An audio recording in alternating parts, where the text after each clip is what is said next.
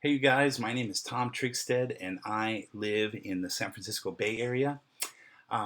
Just at the beginning of this presentation, I just got to tell you, after hearing the directions, I am not a musician nor a songwriter, neither am I a poet, although I like music and I like poetry.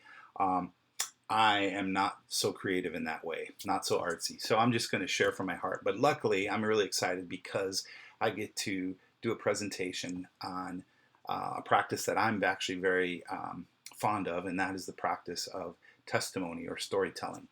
Um, I grew up in a Christian household, and every week, my family and I, my younger brother and my folks, we'd head to our Baptist church. And tell you what, as a little kid, I loved going to Sunday school. I loved hearing little sermons about Moses and David and Joshua, and then in the New Testament, hearing about Jesus and the miracles and the disciples and the Apostle Paul. So I loved hearing those stories.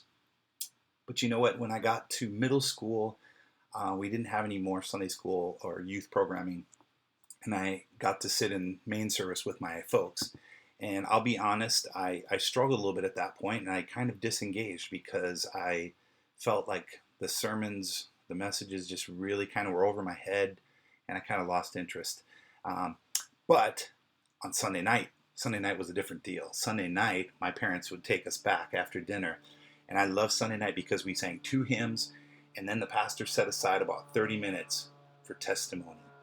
That was the time when people would share personal stories about what they're going through or what God took them through and where He intersected with them and sustained them or miraculously helped them out.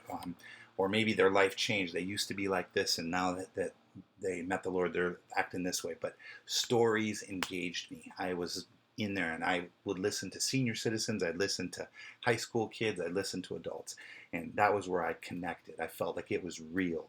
Um, it made life real to me and faith real.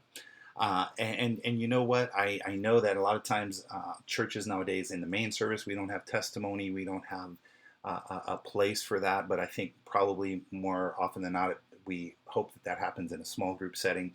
But I am excited to talk about how we can use this practice of testimony at a deeper level, maybe in our ministries that we're involved in. And you know, after reading Lillian Daniels' book, three things really jumped out at me. The first one was the transformative nature of testimony. Um, there's just something about hearing, again, like I said a minute ago, sharing your story, and especially hearing somebody say, "This is how my life used to be. This is what I struggled with. This is the way I thought. This is how I lived life." And then my life intersected with Jesus. I heard about Jesus, and a change took place. And it's been a journey, but here's what my life's now. Here's how it was, and here how it is now.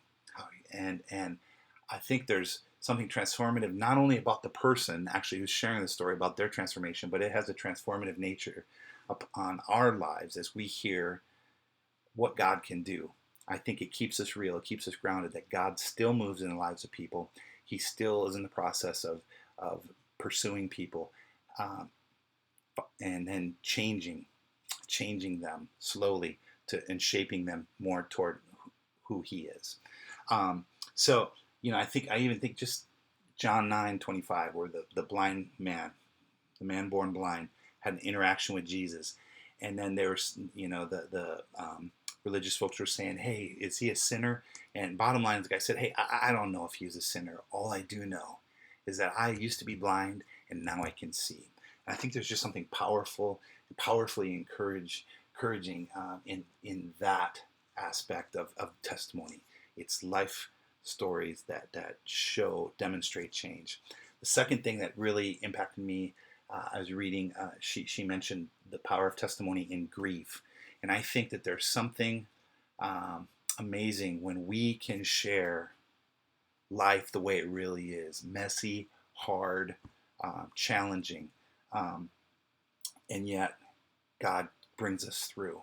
And I think when we're able to be real, when we're able to share our struggles, when we're able to share our doubts with each other, it pulls us together as a community because I can relate to that, or I can relate through that. I've been through that.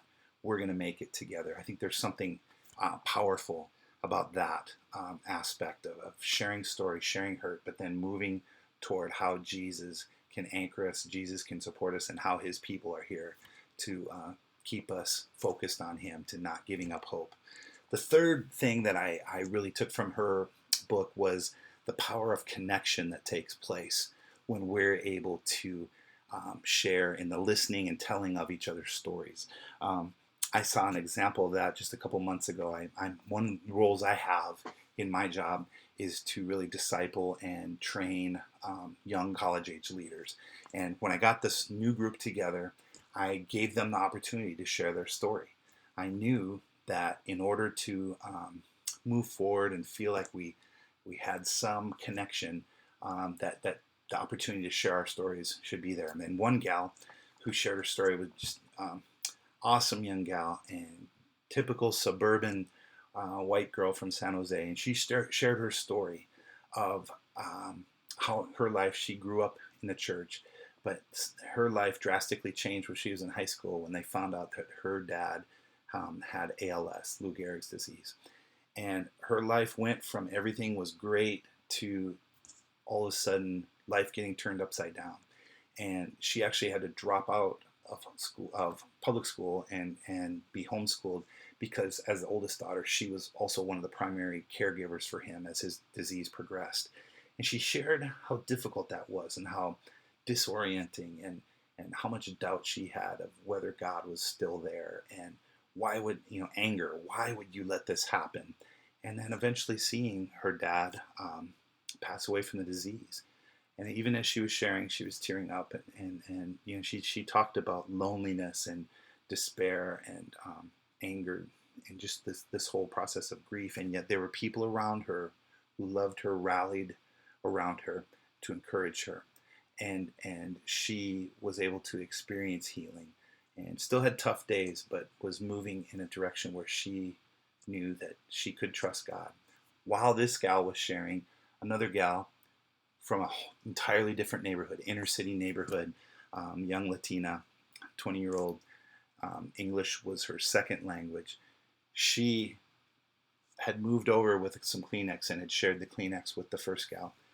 And right away, she went into her story. And her story had some really tough things as well, in that when she was in high school, she saw her father and her brother shot in a drive-by shooting right in the front sidewalk in front of their house, and both of them passed away.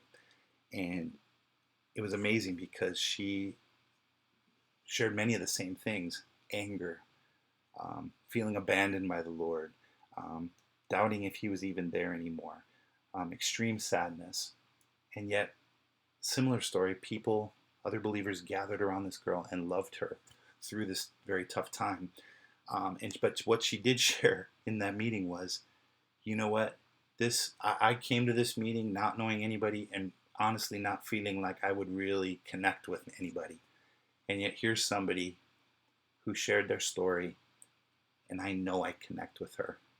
I know I do, because we went through some of the same feelings, some of the same doubts, some of the same emotions through loss, sadness, depression. And it's amazing to see that as the year went on, as the next couple months went on, these gals really connected on a deep level and stayed and are connected even to this day. And I think the power of being able to hear each other's stories makes life real. It connects us. And so even as Daniel's talked about that stories can connect us intergenerationally.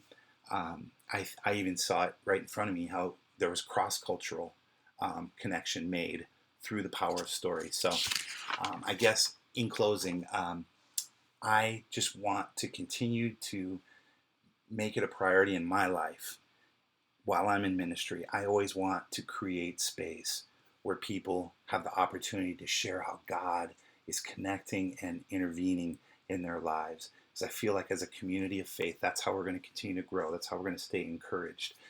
And my life personally has been affected in mighty ways by hearing other people's story of faith, through perseverance, through miraculous moments and interventions at time.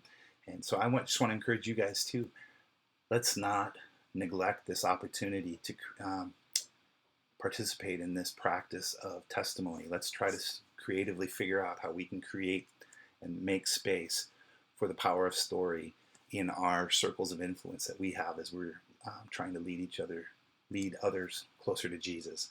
And I'd even encourage you in this discussion, think of ways maybe you've been impacted by the power of somebody else's story, or perhaps maybe by sharing your own story, how the Lord has used that to connect and actually minister to somebody else. So thank you guys very much. Hope you're having a great week, and I'm excited to take this class with you. Take care.